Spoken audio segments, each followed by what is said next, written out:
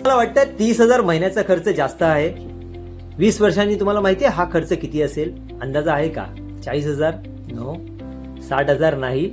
80,000 नाही. मित्रांनो, टोटल 1,16,000 पेक्षा जास्त. आणि हे मी नाही सांगत आहे, हा इन्फ्लेशन सांगते. आता मी तुम्हाला एक चार्ट दाखवते. हा चार्ट बघा. समजा आज तुमचा महिन्याचा खर्च 30,000 आहे. जर इन्फ्लेशन दरवर्षी फक्त 60% राहील तर 5 वर्षांनी तो खर्च 42,000 होईल.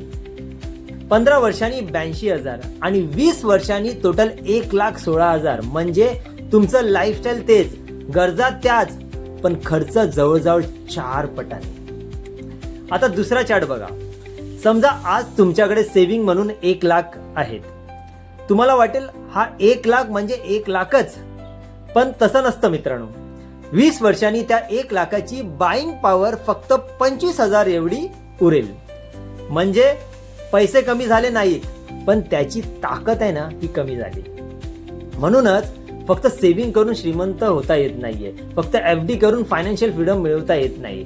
तर तुमचे पैसे इन्फ्लेशन पेक्षा जास्त वेगाने वाढत नसतील तर तुम्ही मागे चालला आहात मित्रांनो. म्हणूनच प्रत्येक वर्किंग प्रोफेशनलने इन्फ्लेशन असो, इन्व्हेस्टमेंट असो, डेट मॅनेजमेंट असो, कॅश फ्लो असो आणि वेल्थ क्रिएशन समजून घेतलं पाहिजे.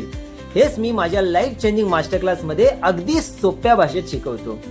प्रश्न हा नाही की इन्फ्लेशन वाढणार का, प्रश्न हा आहे की तुम्ही त्यासाठी तयार आहात का. जर उत्तर नाही असेल तर आजच रजिस्टर्ड करा आणि पैशाला तुमच्यासाठी कामाला लावायला शिका. थँक्यू व्हेरी मच मित्रांनो. Thank you very much.